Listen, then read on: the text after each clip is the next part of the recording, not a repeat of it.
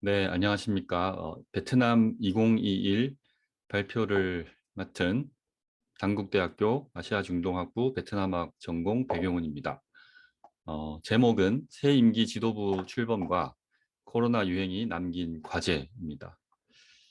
우선 목차부터 보시면 목차는 머리말, 그다음에 정치, 경제, 사회, 그다음에 대외 관계, 그다음에 맺은말 순으로 살펴보고 그다음에 그 각 소제목마다 제가 중요하다고 생각하는 이 주요 키워드를 강조 표시해 두었습니다. 우선 그 2장부터 보시면 2장의 정치 부분에서는 제13차 당대회와 그 이후에 이제 치러진 국회의원 지방선거를 정리하고 그다음에 새 임기 그러니까 2021년부터 2026년까지 그 지도부의 구성과 함께 그 정치 지형 이런 것들을 이제 파악해 보았고요.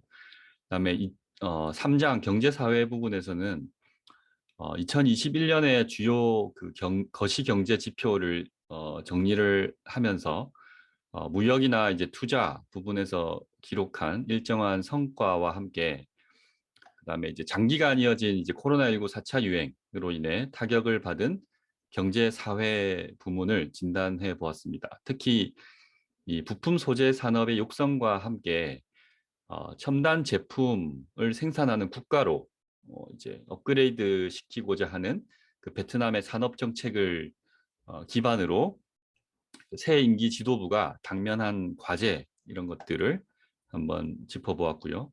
그다음에 사장 대외 관계 부분에서는 미국과 중국의 경쟁 구도 속에서 베트남이 처한 이제 위치를 살펴보고 이에 대응하기 위해서 베트남이 취하는 전략적 선택 이런 것들을 이제 검토해 보았습니다. 그리고 2022년이 이제 한국과 베트남의 수교 30주년을 기념하는 해라는 점을 이제 고려해서 양국의 협력 분야와 관계 발전 방향 이런 것들을 정리해 보았습니다.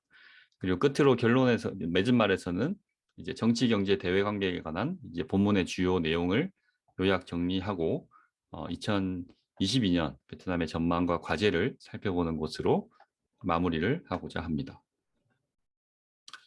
네, 머릿말에 이제 글의 주요 목적을 보시면 2021년 베트남에서 발생한 정치, 경제, 사회, 대외 관계의 주요 사안에 관한 정보 제공 그리고 이제 맥락의 이해를 돕는 설명이 되겠고요. 베트남의 이제 2021년은 낙관적 기대와 함께 시작을 했습니다. 왜냐하면 이제 2020년에 이제 국가 지도부의 대내외 리더십과 그다음에 전 국민의 단결을 통해서 세 차례 발생한 그 코로나19 유행을 단기간에 이제 통제하면서 코로나 대응 모범 국가로 전 세계 주목을 받았었기 때문에 그래서 이제 이런 분위기가 이제 새해를 맞이하는 그런 기대감과 함께 긍정적인 희망을 가지게 했고요. 그래서 보시면 이제 연초에 정부가 제시한 그 주요 경제 분야 목표치에 따르면 GDP 성장률이 6.0에서 6.5% 그리고 뭐 1인당 GDP 같은 경우는 3,700달러로 제시를 했고 세계은행 역시 이제 6.8%의 고성장을 예상했습니다. 그런데 이제 4월 말에 델타 변이 바이러스가 유입이 되면서 4차 유행이 시작됐고 그리고 2020년에 세 차례 유행에서 발생한 누적 확진자 수를 보시면 1,500명에 불과했는데 2022년에 이제 1월 18일 기준으로 보면 이제 200만 명을 넘어섰습니다. 그래서 그 사이에 이제 얼마나 많은 확진자 수가 발생을 했는지를 알 수 있고 특히 이제 북부와 남부 두 공단이랑 이제 인근 지역에서 확진자가 그야말로 이제 폭증을 하면서 생산과 서비스 부문에 더 심각한 상황을 초래하게 됐습니다. 그리고 이제 2021년에 주요 정치적 사건들을 보시면 당대회, 그다음에 국회의원, 그리고 지방인민위원 선거가 이제 치러지면서 지도부가 이제 교체가 됐고, 그리고 이제 새로 교체된 지도부는 정치적 안정을 통한 경제 성과에 주력하기 위해서 이 감염병 예방과 경제 발전이라는 이 이중 목표를 달성하기 위한 그런 정책과 활동에 주력을 하게 됩니다. 물론 이것도 이제 2020년에 세 차례 유행을 성공적으로 통제했기 때문에 이제 이런 정책을 펼 수 있었는데 결과적으로는 이제 일부분 실패하게 됩니다. 그래서 2020년에는 코로나 19에 대한 성공적인 대응과 그다음에 블로거와 반체제 운동가들에 대한 어떤 지속된 억압으로 인해서 이 공산당의 정당성에 대한 상반된 해석이 교차했다면 2021년에는 이 경제 목표 달성 여부가 이제 공산당과 새 임기를 시작하는 지도부의 역량과 정당성을 확보하기 위한 어떤 중요한 과제 중에 하나였는데 말씀드렸다시피 이제 변이 바이러스가 국내로 유입되었고 백신 수급이랑 확보 이런 게 상대적으로 이제 늦어지면서 그리고 이제 자국 내에 그 백신 개발 속도가 지체되는 상황에서 어떤 뭐 자신감이나 낙관적 기대 이런 것만 컸고 실제 대응의 수준은 조금 2020년보다는 좋지 않았다. 그래서 이러한 대응 실패가 경제적 타격으로 이어졌고 사회적 보호의 한계 상황까지 치닫게 되면서 국민들에게 더욱 어려운 상황이 가중되었습니다. 2021년에는. 그리고 이제 대외 관계 측면에서 보면 베트남은 이제 미중 경쟁의 구도 속에서 남중국해 문제, 그다음에 글로벌 가치 사슬의 핵심 위치에 있기 때문에 영내에서 대외 관계에 대한 부담을 가장 크게 안고 있는 국가 중에 하나입니다. 그래서 이런 것들을 이제 앞으로 어떻게 해결해 나가야 할지 이런 문제에 봉착해 있습니다. 이제 다음 슬라이드부터는 2021년에 베트남이 당면했던 상황에서 조금 더 이제 자세한 내용을 파악해 보도록 하겠습니다. 네, 우선 2021년 베트남 정치 리뷰부터 보겠습니다. 그 당대회 주요 결과에 대해서는 이 오른쪽 위에 보시면 이 작년에 발표한 베트남 2020 리뷰 논문에서 이미 다루었기 때문에 중복을 피하기 위해서 생략을 했고요. 이 정치 부분에서는 이제 당대회 주요 결과와 함께 정부 요직에 선임된 그리고 이제 국회의원 그다음에 지방선거를 통해서 선출된 주요 인사들의 특징을 한번 정리해봤습니다. 베트남은 이제 4명의 리더, 공산당 총비서, 그다음에 국가주석, 그다음에 이제 수상, 그다음에 국회 주석 이렇게 4명이 이제 서로 협의하고 타협을 하면서 이제 정치 체제가 안정되어 있다는 점을 강조를 하는데요. 우선 이 응웬 후종 이 총비서가 3년임에 성공을 하고 그다음에 응웬 수원 푹 이 수상이 전 수상이 이 국가 주석의 지위에 오르면서 기존의 그 지도부에서 큰 변화는 없습니다. 대표적으로 그래서 이제 반부패 운동 이 응웬 후종 체제 이후에 이제 강조되어 오고 있는 그 반부패 운동, 그다음에 국영기업 민영화 등과 같은 어떤 기존의 굵직한 어떤 정책 기조를 그대로 유지하면서 경제의 질적 개선에 방점을 둘 것으로 예상이 가능하고요. 그 다음에 새로 지위에 오른 인사를 보면 이 파밍징이라는 이제 수상인데 행정부 관련 경력이 없음에도 불구하고 이 수상의 지위에 파격적으로 선출된 인물입니다. 이분은 이제 전 공안부 장관 출신이고요. 중국과 가까운 지도자로 분류되는 인물입니다. 그래서 이제 남중국해에서 미국과 중국의 경쟁이 심화되는 상황에서 뭐 국가 구조 내 안보를 강화하기 위한 준비 이런 게 이제 되어 있다라는 점을 이제 확인시켜주는 그런 메시지가 포함되어 있다고 볼 수 있고요. 그다음에 부엉 린후에 이분은 이제 재무부 장관, 그다음에 당 중앙위원회 경제위원장을 역임한 분인데 경제 전문가이기 때문에 경제 개혁과 관련한 이제 일정한 기여를 할 것으로 예상이 됩니다. 네. 그다음에 당 대회에서 내정된 이제 당과 정부의 주요 인사들은 이 국회에서 선출되는 과정을 거치게 됩니다. 그래서 국가 주석과 수상이 이제 아까 앞에서 보셨던 그 응웬 수원푹 그다음에 판밍징 수상이 4월에 열린 그 국회 선출 과정을 통해서 공식적으로 선임이 되었고요. 그리고 그 이제 수상 이제 아래에 이제 4명의 부수상이 임명이 되었습니다. 그래서 정부 구성을 먼저 보시면 그 기존의 부수상은 5인 체제였는데 4인 체제로 변화가 있었고요. 그리고 정부는 이제 22개의 부처 혹은 부처급 기관으로 구성이 되어 있는데 그 가운데 이제 재무부나 이제 재무부, 산업무역부, 그다음에 교육훈련부를 제외하면 대부분 이제 장관이 유임되거나 아니면 차관에서 장관으로 승진하는 그런 인사가 이루어졌습니다. 그래서 그 변화보다는 이제 안정적인 국정 운영이 이루어질 것으로 전망이 되고요. 그리고 이제 2021년에 21년 5월에 여기 보시면 이제 15대 국회의원 선거와 지방인민위원회 선거가 치러졌는데 어, 관련된 내용을 이제 논문에서는 이제 언급을 해 두었고 그 중에서 이제 주요 내용만 정리를 한 걸 보시면 전국 유권자 중에서 96.6%, 99.6%에 해당하는 7천만 명이 투표를 해서 역대 최대 규모와 득표율을 기록했고요. 그다음에 당선자의 당적 구성을 보면 공산당 당원이 97.2%, 당원이 아닌 비율이 2.8%였습니다. 재선 의원이 203명, 그리고 초선 의원이 296명 이렇게 되고요. 연령대로 보면 이제 40세 이하가 51.3%, 그다음에 40대에서 50대 사이가 84.2% 이렇게 나타났습니다. 네, 그렇다면 이제 베트남에서 치러진 뭐 당대회 결과, 그다음에 선거, 그다음에 뭐 주요 인사 이런 특징에서 어떤 점이 중요한가를 이제 요약을 한 내용이 이제 여기 보시는 슬라이드입니다. 그 사회주의 일당 체제 국가에서 이 투표의 정치적 중요성이라고 하는 것이 다당제나 그다음에 뭐 민주주의 국가에서보다는 약할 수 있지만 당대회와 국회의원 그리고 지방선거가 어떤 이제 정치적 뭐 정당성 확보라든지 아니면 경제 성장의 과도기 속에서 진행되었다는 점, 이런 점에서 이제 몇 가지 주목해야 할 정치적 의미가 있겠습니다. 크게 세 가지로 정리를 해봤고요. 첫 번째 보시면 이제 정치적 보수화가 언제까지 지속될 수 있을 것인가의 문제입니다.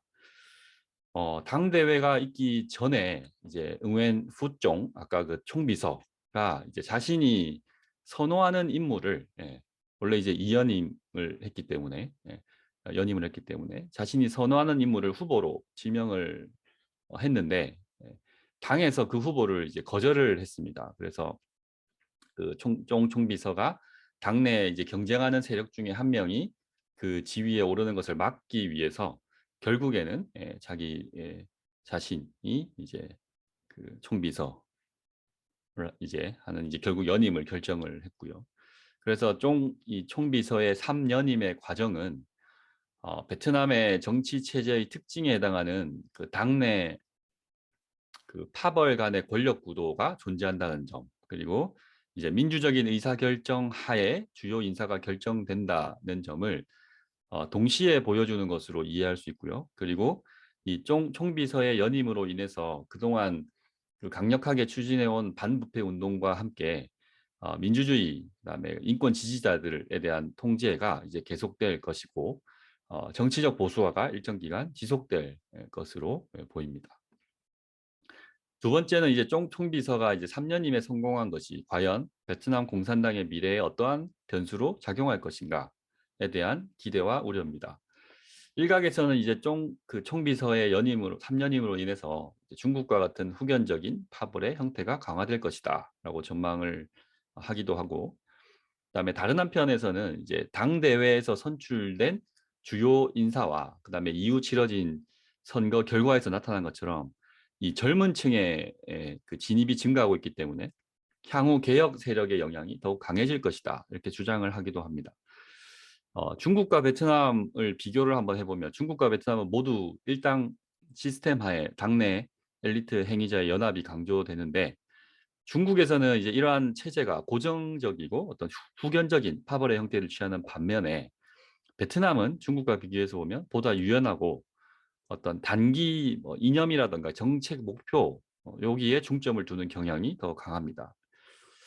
그리고 이제 베트남은 다원적이고 경쟁적인 정치 제도를 보유하고 있기 때문에 서로 다른 문제에 대한 어떤 교착 상태가 발생할 여지도 있고요. 그래서 즉 이제 당내 기강을 강화하면서 공산당의 단결과 결속이 강화되어 어떤 이제 젊은 층의 개혁 의지가 보수적인 색채로 유연하게 전환될 그런 가능성도 있지만 그 반대의 가능성 역시 배제할 수 없다. 이제 그런 측면이 있습니다. 그다음에 네, 끝으로 이제 예외 규정에 따른 정당성 확보의 문제인데 공산당 총비서가 이제 3연임을 하는 것, 그다음에 이제 그 당의 이제 정치국 있죠. 정치국 위원회도 이제 재임을 하게 되죠.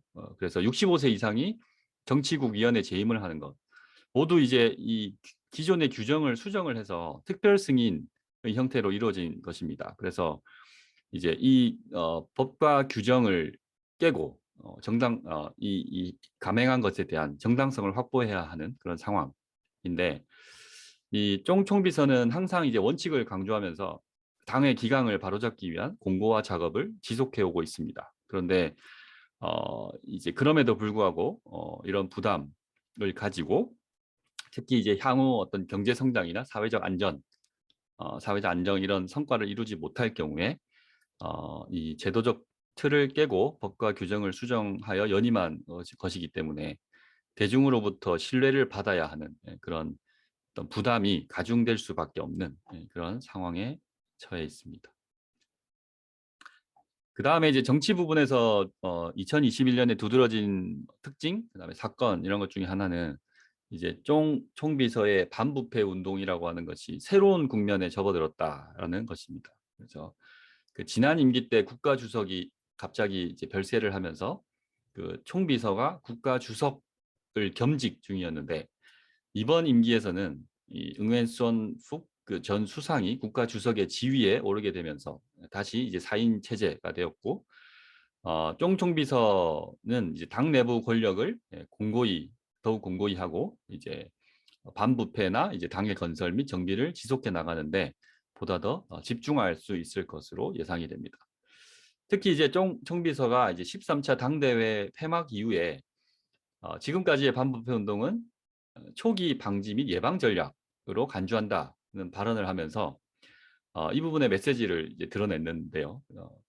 이게 이제 그 나중에 2021년 8월이 되면 20차 반부패 중앙운영위원회에서 이런 사항들이 이제 결정이 됩니다. 이제 보다 이제 구체적으로 드러난 것인데 보시면 이제 반부패 중앙위원회의 운영위원회의 명칭을 반부패 및 반부정 중앙운영위원회로 변경을 했고 이것의 의미는 이제 단지 부패와 관련된 사건을 처리하는 것이 아니라 부패의 근원으로 여겨지는 부정행위를 근절하기 위한 것.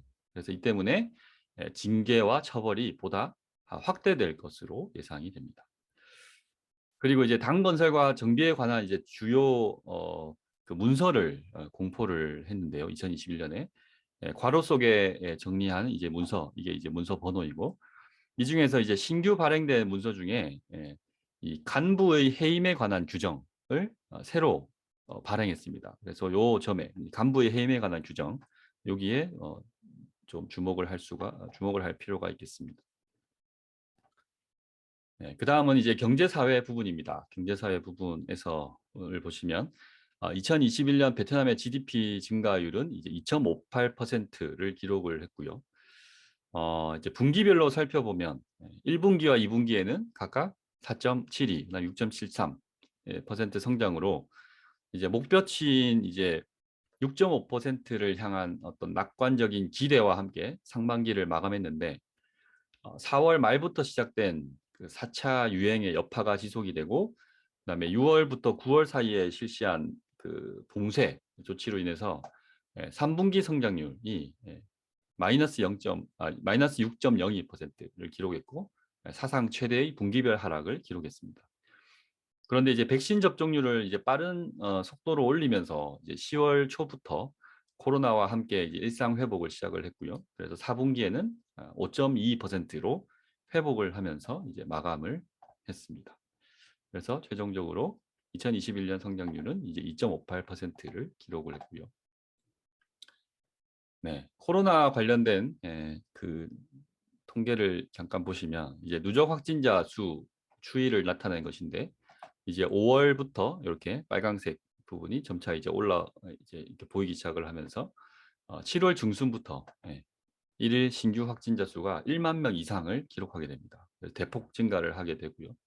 그러면서 이제 주요 상업 중심지인 호치민시의 경우에 이제 뭐 대중교통, 그다음에 뭐 공공 모임과 같은 활동에 대한 매우 엄격한 제한 조치가 실시가 되고, 그럼에도 불구하고 이제 감염이 통제되지가 않아서 중앙 정부가 가장 강력한 이제 거리두기에 해당하는 지시 16호라는 거를 이제 시행을 하는데, 확진자 수가 그 이후에도 뭐 증감을 반복하고 결국 지역사회 봉쇄 조치가 계속 장기화되면서 조금 전에 이제 보셨던 수치처럼 3분기 경제 부문에 심각한 영향을 미치게 됩니다.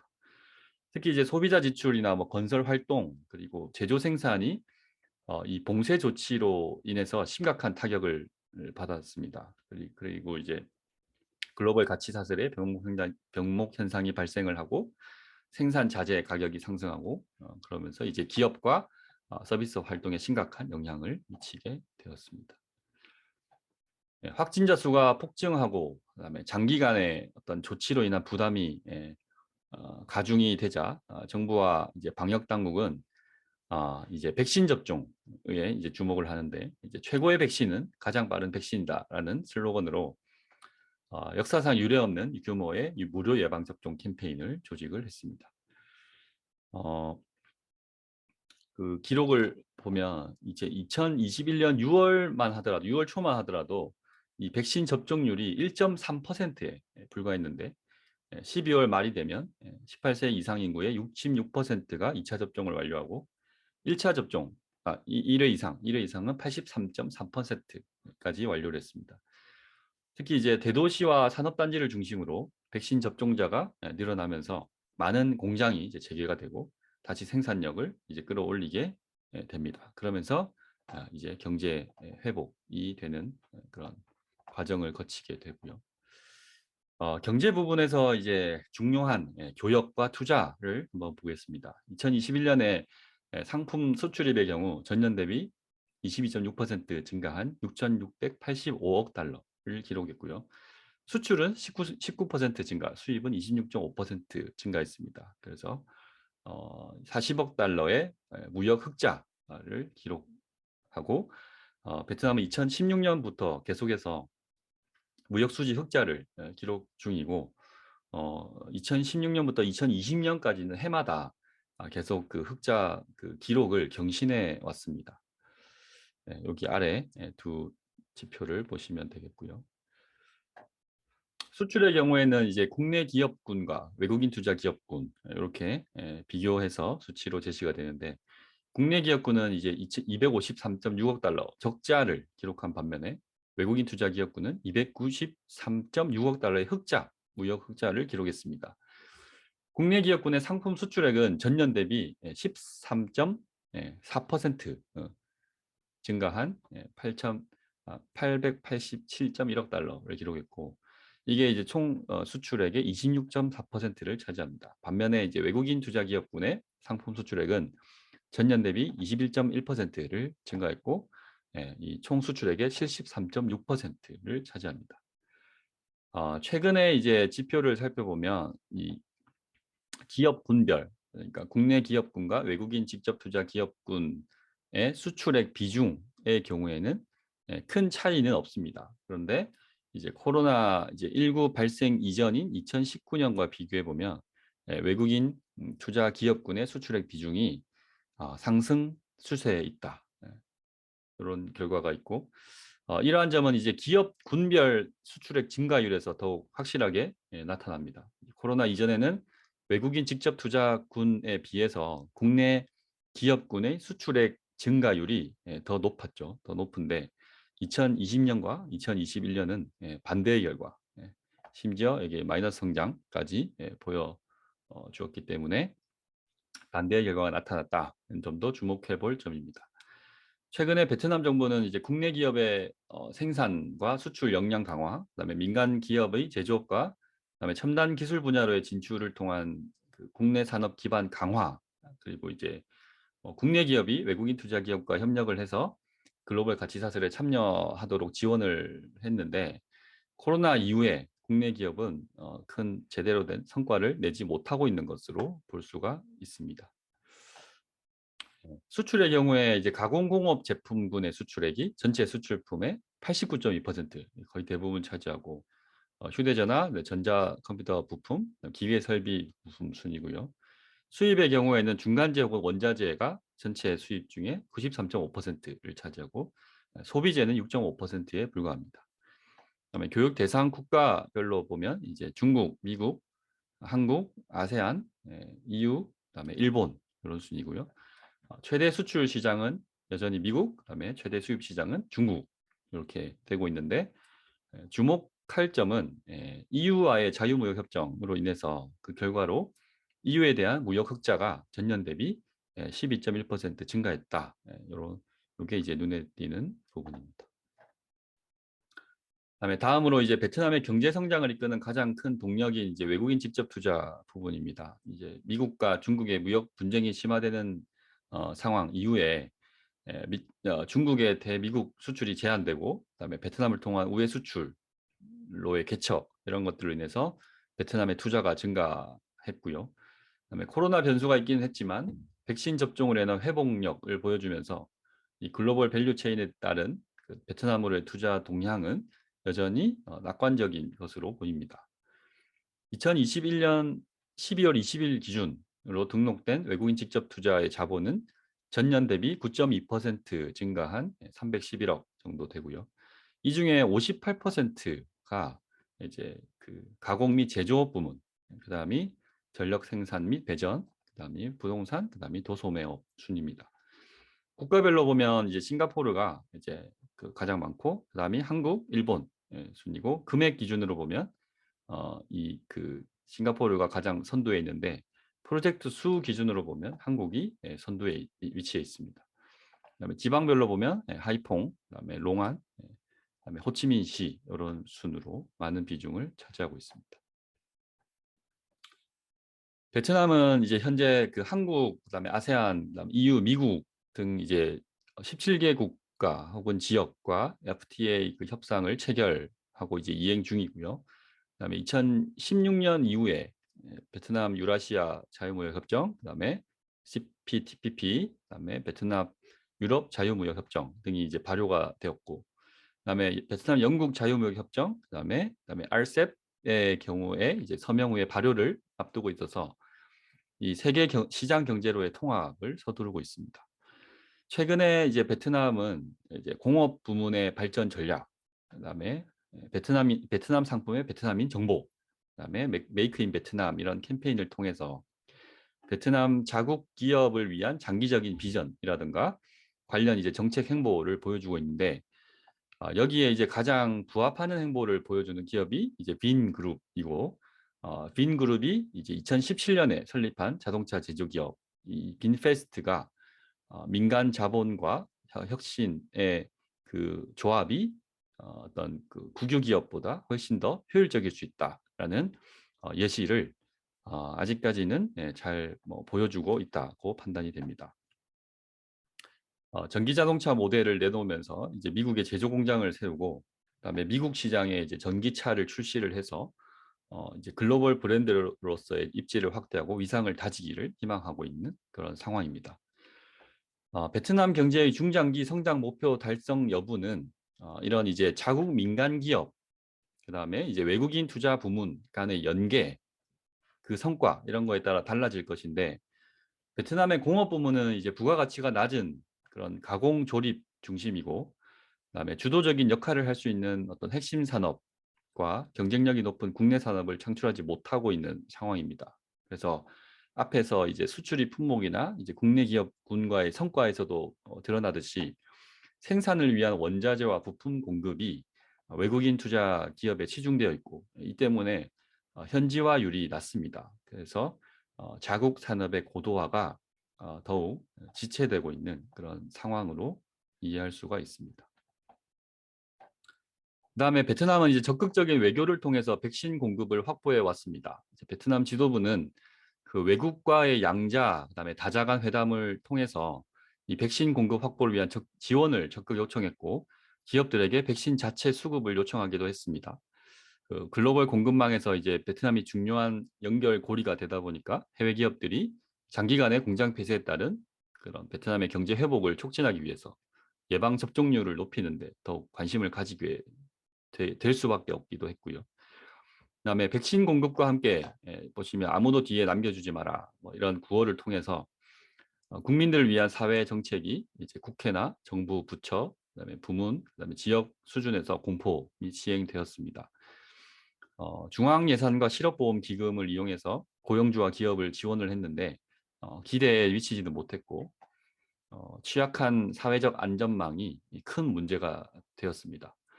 2021년 전체 이제 실업률과 불안전 고용률이 전년 대비 높아졌고요. 그다음에 7월에 남부 지역, 호치민의 상황, 그 남부 지역에서 코로나 상황이 심각했을 때는 이 호치민시와 이제 빈지형 지역에서 수백만 명의 이제 근로자가 일자리와 현금이 없어서 산업 중심지에서 이제 오토바이나 뭐 걸어서 도보로 고향으로 돌아가는 그런 장면이 포착되기도 했습니다. 그래서 이 사회적 안전망, 사회 안전망을 어떻게 강화할 것인가가 향후 이제 임기 동안 대중의 신뢰를 회복하고 당의 정당성을 유지하는 데 있어 큰 과제가 될 것으로 보이고요. 그리고 2021년에 있었던 주요 사회적 이슈로는 이제 전국 그 인구 데이터베이스 시스템을 이제 7월 1일부터 시작을 했다는 점, 그리고 이제 전국 문화회의를 개최하면서 정치와 경제 분야와 함께 이 문화 분야를 중시한다는 관점, 이런 거를 이제 보여주었다는 점이 있습니다. 네, 다음은 이제 대외 관계 부분입니다. 이제 베트남은 이제 미국, 중국과의 무역 갈등, 그다음에 글로벌 생산 사슬, 남중국해 문제 등으로 인해서 대외 관계 관련 과제를 가장 크게 안고 있는 국가 중에 하나이고, 그다음에 뭐 미국과 중국 무역 전쟁과 기업들의 탈중국 현상, 그다음에 베트남 정부가 세계 경제 체제 내에서 자리 잡기 위해서 각종 이제 좀 전에 보셨듯이 무역 협정을 가입하는 정책에 따라 아세안 가치 사슬의 중심지로 주목을 받기 시작을 했습니다. 베트남의 지정학적 역할은 이제 2018년 이후에 보다 강화되기 시작을 했는데 2017년에 미국은 이제 인도태평양 전략을 추진하고 일본, 인도, 뭐 호주와 함께 안보 협의체를 결성해서 부상하는 이제 중국을 견제하고 있습니다. 미국과 베트남은 이제 이러한 이제 안보 분야에서 부상하는 중국의 위협에 그 대응하기 위한 그런 인식을 함께 할 수 있고, 그다음에 미국도 중국을 견제할 수 있는 수단으로 베트남의 가치를 인식하고 있는 그런 상황이고요. 베트남은 이제 미국, 중국 간의 전략적 경쟁의 대립이 모든 분야와 영역에서 이제 지속되고 있기 때문에 전략적 불이익을 받지 않는 그런 장기적인 대응 방안을 적극적으로 모색해야 하는 그런 상황입니다. 그래서 다자 외교의 적극적인 추진, 이런 게 이제 향후 베트남 외교 정책에 더 큰 초점이 될 것으로 보이고요. 그리고 이제 2021년 12월 중순에 제31차 외교대회와 제22차 전국 외교대회가 함께 동시에 개최되었습니다. 이 회의가 이제 특별한 어떤 그 의미가 담겨 있는데, 조직의 맥락에서 보면 그 조직 이 조직 그 기존의 외교 대회라고 할 때, 기존의 외교 대회는 이제 외교부 주재로 각국 대사가 참석하는 형태로 이제 이루어졌지만 이번 이 2021년의 대회에서는 그 13차 당대회 결의안 시행 첫 해에 정치국과 이 비서국이 직접 관여하고 공산당 총비서가 직접 주재해서 열린 회의였다라는 이제 특징이 있고요. 그다음에 이제 2021년 11월부터 이제 베트남 항공이 이제 호치민시에서 샌프란시스코까지 그 첫 정기 직항 노선을 주 2회 운영하기 시작하면서 이 방문객 수요를 충족을 하고, 그다음에 경제와 이제 문화 교류를 촉진해서 앞으로 이제 미국과의 외교 관계가 더욱 강화될 수 있을 것으로 보입니다. 네, 다음에 이제 2022년은 한국과 베트남이 수교를 맺은 지 30주년을 기념하는 해입니다. 그동안 이제 다양한 분야에서 교류가 활발하게 이루어져 왔고, 경제나 상호 방문객 등 이제 물적 및 인적 교류의 측면에서 주요 성과를 이루었는데요. 그런데 이제 빠르게 증가하는 이 양적 교류에 비해서 한국인의 베트남에 관한 이해는 상당히 지체되는 현상이 발생하고 있습니다. 이제 뭐 결혼 이주 여성, 근로자, 유학생 등 이제 한국 내에 체류하는 베트남의 그 출신 이주민들이 많지만 이들을 위한 어떤 뭐 포용적인 정책이라든가 이해 수준 이런 것들은 여전히 미진하다. 그래서 양국 수교 30년의 시점에서 반드시 짚고 넘어가야 할 부분이라고 이제 강조를 했고, 베트남은 이제 2021년부터 한국어를 이제 제1 외국어로 선정을 했죠. 하고 한국에서도 물론 이제 교육부 특수외국어 사업을 통해서 베트남어 교재 개발이라든가 대중을 위한 베트남어 강의가 증가하고 있지만 베트남어는 이 취업을 위한 하나의 도구, 방편 이런 걸로 이해하는 경향이 강합니다. 그래서 한국과 베트남의 관계 발전을 위해서는 언어나 이제 문화를 통한 상호 이해가 더욱 증진되어야 할 필요가 있겠다.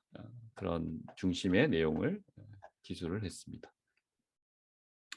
네, 끝으로 이제 맺은 말입니다. 맺은 말에서는 앞에 이제 정치, 경제, 사회, 대외 관계에 관한 주요 사건이나 그 의미를 다시 한번 짚어보면서 정리를 했고요. 특히 2021년은 이제 2021년에 베트남 공산당의 정당성이라고 하는 거, 이거는 이제 코로나19의 성공적인 대응과 그다음에 블로거와 반체제 운동가들에 대한 억압 측면, 요게 이제 여기 측면에서 정당성이 저울질되어 측면이 있다면 2022년에는 이 바이러스와 함께 안전하게 생활하기 위한 대응책 마련, 그다음에 경제 성장, 그다음에 뭐 사회 안전망 제공 이런 것들을 통해서 어떻게 해 나갈 것인가가 중요한 과제가 될 것입니다. 그다음에 이제 공산당 이제 주요 인사들이 정권의 미래를 위한 어떤 경쟁에 직면해 있는 상황에서 새 지도부는 이제 경제적 측면에 보다 집중을 하고, 그다음에 국민들의 이 소비주의적 열망을 충족시키면서 체제의 정당성을 유지하고 강화해 나갈 것으로 보입니다. 그래서 이제 전반적으로 이제 그 베트남은 이제 주로 제가 이거를 지금 세 번째, 그러니까 2019년, 2020년, 2021년 리뷰를 하고 있는데, 기존에는 이제 경제적인 부분에 조금 더 강조를 해서 서술을 했지만 이번에는 이제 새 임기 지도부가 이제 함께 이제 선거가 진행된 그런 이제 정치적인 부분을 조금 더 강조해서 서술을 했고, 그의 영향력이 경제나 사회, 그다음에 대외 관계에 어떻게 영향을 미칠 것인가, 그게 올해는 더 이제 중요하다고 판단을 해서 그 부분에 조금 더 주목을 했습니다. 네, 이상으로 지역 동향 설명회 중에서 베트남 2021 리뷰를 마치겠습니다. 경청해 주셔서 감사합니다.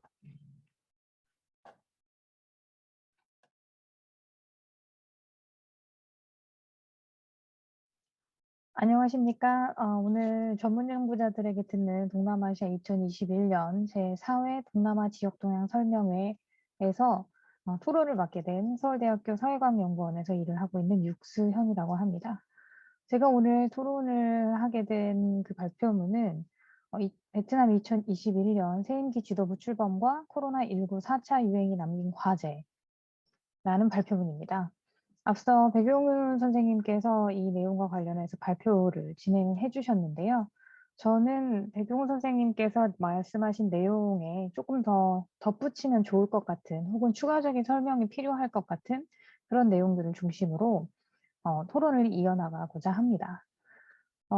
제 토론을 시작하기에 앞서 화면 공유를 해서 저희가 준비한 PPT 내용을 중심으로 저 역시 토론을 진행하겠습니다. 이 연구에서 이 발표문의 의의를 이제 먼저 말씀을 드리고자 하는데요. 이 연구는 베트남이 코로나19 팬데믹 상황에서 2021년을 어떻게 보냈는지 개괄적이고 총체적인 정보를 통해 독자의 이해를 돕고 있습니다. 2021년 동안 어떠한 변화가 있었는지 정치, 경제, 사회, 그리고 외교라는 큰 틀에서 주요 이슈를 다루고 있습니다. 이러한 내용을 중심으로 2022년을 전망을 하고 있고요. 베트남이 처한 현실과 앞으로 고민해 보아야 할 과제가 무엇인지 전문가의 시선으로 살펴보고 있습니다. 교류가 단절되다시피 하고 있는 베트남의 변화 상황을 자세히 들여다봄으로써 지속 가능한 베트남의 혁신과 발전을 도모하였던 베트남의 노력의 결과, 정치적 보수성이 강한 지도부의 정당성 확보 노력 또는 체제 공고화 등이 어떠한 과정을 겪고 있는지 판단할 수 있을 것입니다. 우리가 여기에서 이제 몇 가지 기억해야 할 논의들이 있을 것 같습니다. 먼저 이제 코로나19 통제 경험에 따른 낙관적인 기대로 시작된 2021년은 새롭게 출범한 지도부의 야심찬 목표, 즉 감염병 예방과 경제 발전이라는 이중 목표에 반만 다가가는 성과를 가져온 것으로 보입니다. 역대 최대 참여 지방선거를 치러내고 반부패 운동 역시 유지되면서 안정적으로 국정을 운영하기 위한 발판을 다지고 있다. 그리고 다졌다라고 판단되죠. 그러나 연구에서처럼 지도부가 대중으로부터 신뢰를 받아야 하는 부담이 제대로 해소된 것으로는 보이지 않는 것 같습니다. 경제 부문 역시 청사진에 비해 부문 타격을 입었다고 할 수 있습니다. 코로나19 4차 유행 이후 6월부터 9월까지 계속된 강력한 사회적 공세는 마이너스 성장률을 가져왔지만 빠른 백신 접종과 코로나와 함께라는 일상 회복을 시작하면서 다시 성장하는 추세입니다. 그렇지만 국내 기업군의 성과는 내지 못하였고 산업의 고도화 역시 계획처럼 달성하지 못하게 되면서 교역과 투자를 기반으로 하는 성장에 머무르게 되면서 외국 투자 기업의 의존도만 높아지고 있다라고 판단되죠. 물론 다국적 기업의 적극적인 역할로 베트남 내 백신 공급의 가속화를 가져오는 등 의미 있는 결과를 가져왔지만 오히려 정부의 역량이 드러나지 못하는 환경도 나타나게 된 것 같습니다.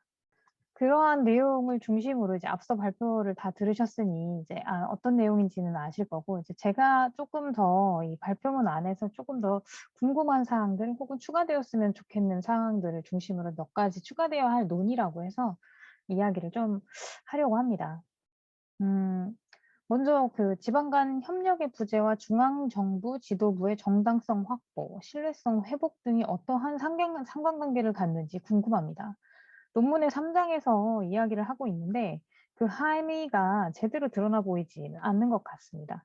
중앙과 지방 간의 소통과 조정이 제대로 이루어지지 않았다는 이야기인지, 그렇다면 어떠한 요인이 원인일지, 3장에서 이야기하는 내용들이 그 결과인 것인지 좀 더 자세한 설명을 해주시면 좋을 것 같습니다.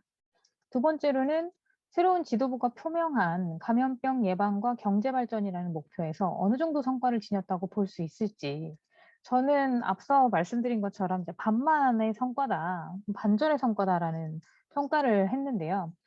7월에 진행된 아시는 분은 아시겠지만 마치 엑소더스 같은 노동자들의 고향행은 어떠한 의미를 지니는지, 그러니까 로컬 사람들이 그것을 베트남 현지 사람들이 그것을 어떻게 판단하고 있고 어떻게 평가하고 있는지에 대해서 조금 얘기를 해주시면 어떨까라는 생각을 했습니다. 그리고 선생님께서도 어떤 생각을 가지고 계시는지 궁금하고요. 현지인을 위한 감염병 예방도 경제 발전도 모두 이뤄내지 못한 것이라고 볼 수 있지 않을까라는 생각까지도 저는 해봅니다. 베트남 중앙정부가 주장하는 산업의 고도화, 베트남 상품의 베트남인 정복 등과 같은 내용이 표피적이고 구호에만 멈춰 있다는 것을 적나라하게 보여주고 있는 것은 아닐까. 이러한 상황의 반복은 베트남 국민을 위한 성과는 아닐 수 있을 텐데라는 게 이제 제 생각이죠. 여기에 대해서 이제 선생님께서는 어떤 의견을 가지고 계신지 궁금합니다. 세 번째, 베트남이 중국과 비교했을 때 좀 더 민주적인 시스템이라는 차이점을 이야기하셨는데 실제 기업인이 느끼기에 그리고 중국을 경험을 하지 않고 곧바로 베트남으로 진출하는 기업인에게는 이런 요소가 주요하지 않을 것으로 보이는데 이러한 논의가 자칫 혼선을 불러올 것이라는 우려도 있을 수 있지 않을까라는 생각을 해봅니다. 그런 내용에 대해서도 조금 좀 더 조심스러운 접근, 이런 내용 서술 이런 것들이 필요하지 않을까 싶습니다. 그리고 다음으로는 경제적 부분에서 EVFTA의 효과가 아직은 기대 이하인 것 같은데 미국과 중국으로의 쏠림과 의존도가 강하기 때문일 것 같습니다. 2022년을 전망할 때 그 결과는 중국과 미국을 넘어설 것으로 보이시는지 의견을 좀 듣고 싶습니다. 코로나 이전과 이후에 나타난 국내 기업군의 수출액 증가율의 변화의 결정적인 이유는 무엇일까요? 어쨌든 국내 기업권의 수출액은 더 낮아졌다라는 건데 이런 내용에 대해서 좀 제가 물론 이제 경제 좀 전문가가 아니어서 더 그럴 수도 있는데 이런 부분에 대해서 조금 더 추가적으로 설명을 해 주시면 더 좋을 것 같습니다. 베트남의 디지털 화폐는 어떻게 정의되고 있는가? 가상 암호화폐를 포함하는가? 최근 중앙은행이 주도한 파일럿 프로그램을 통해 심층적으로 접근한다는 소식도 접할 수 있었는데요. 이와 관련된 앞으로의 전망이 어떨지 궁금합니다. 본문에도 디지털 화폐에 대한 얘기가 나오기도 하고 실제로 베트남에서 이제 코인이라든지 암호화폐 이런 부분들이 시장이 커지고 있는 것을 알 수 있습니다. 그래서 그 부분에 대해서 베트남 정부가 어떻게 정의하고 있는지 혹은 계획을 가지고 있는지에 대해서도 얘기를 해 주시면 좋을 것 같습니다. 마지막으로 전국 문화회의의 개최가 지니는 의미는 문화 분야를 중시한다는 관점이라고 하셨는데 한국이 지나치게 베트남을 경제적으로 정치적으로만 바라보고 있다는 측면에서 이러한 부분에 대한 추가적인 논의가 있다면 이 발표문이 조금 더 다양한 내용을 다루고 있다라는 것을 좀 보여줄 수 있지 않을까 싶습니다. 제 토론이라기보다는 제 의견은 의견 코멘트는 여기까지 하도록 하겠습니다. 그러면 제 코멘트는 이상으로 마치도록 하겠습니다. 감사합니다. 네. 육수현 박사님 토론 정말 감사드립니다. 이 연구의의와 그다음에 그 기억해야 할 논의, 그다음에 추가되어야 할 논의로 이렇게 구분을 해서 짚어주셔서 그래서 좀 더 이제 강조해야 할 부분과 좀 더 이제 명확한 서술이 필요하겠다 싶은 부분을 알 수 있었고, 그다음에 그래서 이제 글을 수정할 때 잘 보완을 하도록 하겠습니다. 이 추가되어야 할 논의에서 주신 질문 가운데 몇 가지 답변을 드리면, 우선 이 첫 번째로 그 지방 간 협력의 부재와 그다음에 중앙정부 지도부의 정당성 확보, 그다음에 신뢰성 회복이 어떠한 상관관계를 갖는지 궁금하다라고 질문을 주셨는데, 말씀하신 것처럼 그 중앙과 지방 간의 그 소통과 조정이 제대로 이루어지지 않았다고 보는 것이 맞고요. 어, 그 발표문에는 제가 이 내용을 자세히 담지 않았는데, 이 코로나19 4차 유행 대응에 실패한 원인 중에 하나가 중앙과 지방 간의 소통 부재였습니다. 그리고 이제 지방 간에도 마찬가지였고요. 지난 이제 2020년에 1차부터 3차 유행 시기에는 중앙 정부, 특히 그 수상 총리를 중심으로 한 코로나19 그 방역 지도위원회가 주축이 되어서 하나의 일관된 메시지를 내고 대응 지침도 그렇게 일관되게 마련을 하고, 그게 이제 국민들한테 잘 전달이 되면서 국민들과 그 중앙 정부와의 단결이 이루어져서 단기간에 이제 통제를 할 수 있었는데, 4차 유행은 지난 1, 3차와는 완전히 달랐습니다. 대응 방식이. 가장 중요한 점 중에 하나는 일단 그 13차 당대회가 있었고, 그 뒤에 1년의 선거가 계속 진행이 됐죠. 그리고 많은 이제 해외 언론도 주목을 하긴 했는데, 아까 판민진이라는 그 수상이 이제 행정부 관련된 이제 경험이 없다 보니까 그 전에 수상이었던 응웬선 푹과의 어떤 그 비교, 대조 이런 걸 통해서 어, 어, 역량, 부재 이런 것도 언급을 많이 했었고요. 그다음에 이제 그 대응 방식에 있어서 이 4차 유행 때는 중앙의 통제보다는 지방마다 자율성을 주었습니다. 그러다 보니까 이 지방에서는 보다 이제 느슨하게 통제를 했고, 지난 1, 3차 때보다는. 그다음에 특히 방역을 잘 해왔기 때문에 이번에도 보다 좀 느슨하게 해도 통제가 잘 될 것이다, 그런 막연한 어떤 기대감도 있었고, 무엇보다도 특히 그 지방마다, 특히 이제 하노이와 호치민 두 대도시 사이에서도 대응 양상이 달랐습니다. 그러다 보니까 지역 이동 이런 문제도 그렇고 혼선이 발생한 측면이 있었고, 그래서 결과적으로 이제 사태가 악화되고 감염자가 폭증한 상황에서 중앙정부가 다시 통제를 그 시도를 했지만 결과적으로 잘 안 됐고, 그러면서 이제 시민들의 불만이 가중되는 그런 상황이 발생을 했습니다. 그래서 이런 이제 일련의 어떤 과정을 제가 이제 글에 담지 않아서 이런 그 질문을 주신 것으로 이제 이해를 하고요.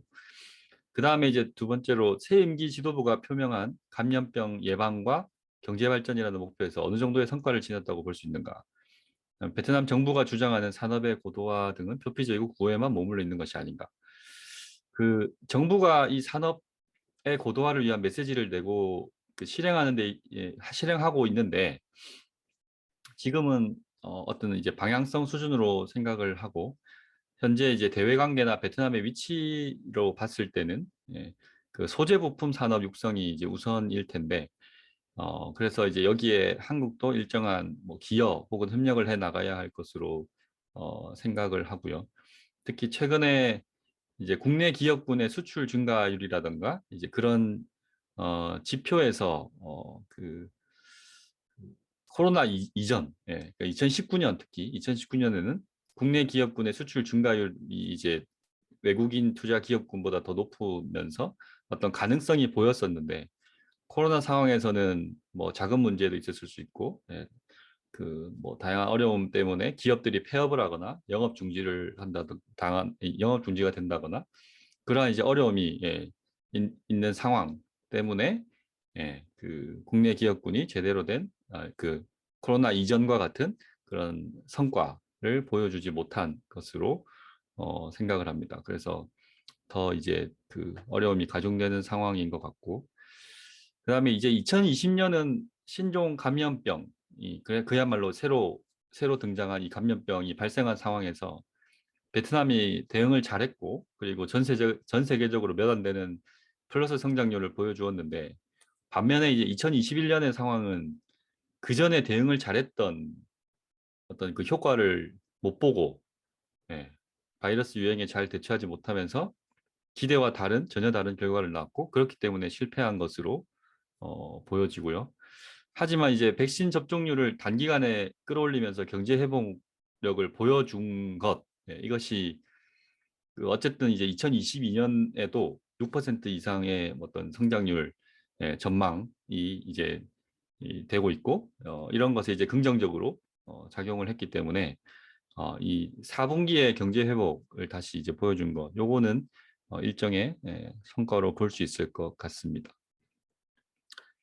그 다음에 이제 EVFTA 그 저기 유럽과 베트남, EU와 베트남 간의 그 FTA 효과에 대한 질문도 주셨는데, 여전히 이제 미국과 중국이 주요 수출입 시장이고요. 그거는 분명하고, 하지만 이제 베트남이 이제 미국과 중국에 의존하는 이 교역을 좀 이제 해소하는 차원에서 이게 어떻게 해야 되는지 그 문제에 봉착한 거기 때문에 이 수출 다변화의 가능성이 있다는 거고, 어, 그러니까 이제 미국 이외의 다른 곳으로의 수출 다변화 가능성이 있다는 거고, 이게 그 2021년에 무역 수지 흑자의 성과, 그러니까 이 EVFTA 효과로 인해서 EU와의 무역 수지 흑자를 기록한 그 성과가 이제 나타난 것이라고 생각을 합니다. 그리고 이제 베트남 디지털 화폐와 관련해서도 질문을 주셨는데, 어떻게 정의되고 있는지, 그다음에 가상 암호화폐를 포함하는지.